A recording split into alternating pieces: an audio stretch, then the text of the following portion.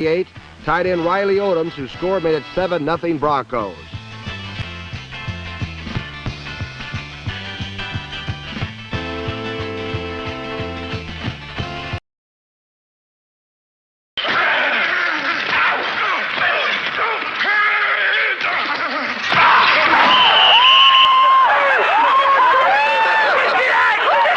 Luling, Texas. A small town in the Texas Hill Country, considered to be the toughest town in Texas, is the home of NFL legend Riley Mackey Odoms. Weighing 13 pounds at birth, Riley Mackey Odoms was born March 1st, 1950, to George and Narcissus Odoms. He was the 8th sibling in a family that consisted of 5 girls and 4 boys.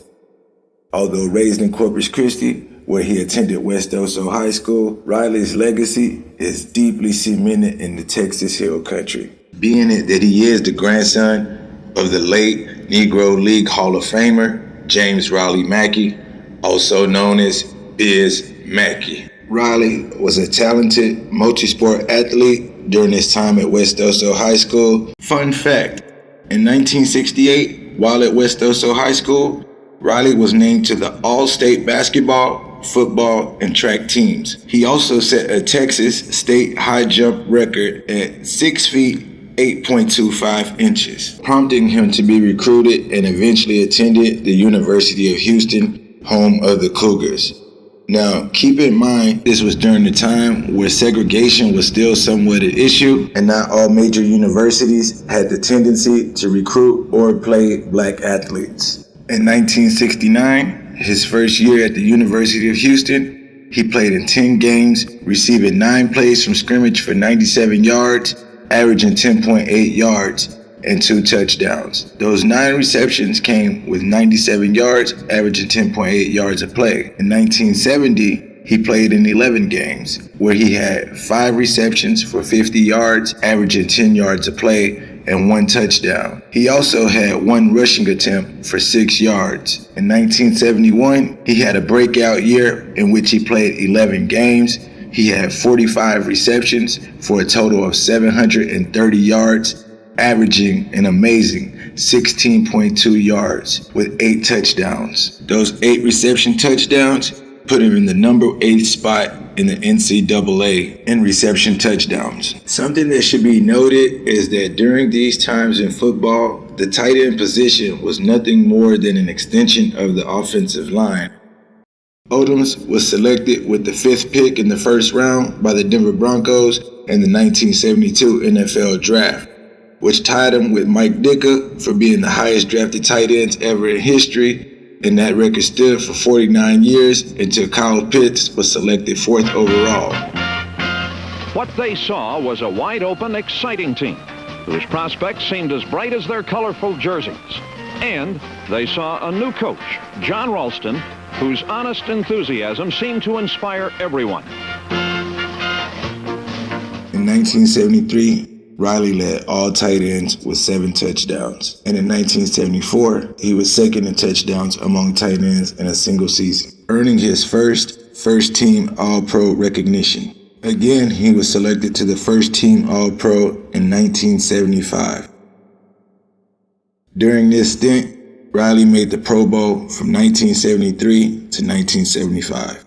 In 1977, he made second team All-Pro, and again was selected to the Pro Bowl in 1978, which he was second in the NFL in receptions. Throughout Riley's career, he appeared in several playoff games and also contended in Super Bowl 12 when the Dallas Cowboys beat the Denver Broncos. Not only could Riley run you over, catch, and block, he was also extremely durable, playing in more than 160 games before suffering an injury. Riley spent his entire professional football career with the Denver Broncos, which came to an end after the 1983 season. He said his goodbyes to the league with 396 receptions, 5,755 receiving yards, and 41 touchdowns. Riley Mackey Odoms has since been inducted to the University of Houston Athletic Hall of Honor in 2008, and in 2024, he will be inducted to the Texas Sports Hall of Fame, which proposes this question. There are several in NFL circles, in NFL historian circles, asking the question, is Riley Odoms NFL Hall of Fame material? And at the least, why isn't he in the Denver Broncos Ring of Honor? Seeing as though the only other highlighted tight end from the Broncos has been Shannon Sharpe. We have to keep in mind that the tight end position looked a lot different in the time that he was playing, which, like I said before earlier, they were basically more or less an extension of the offensive line.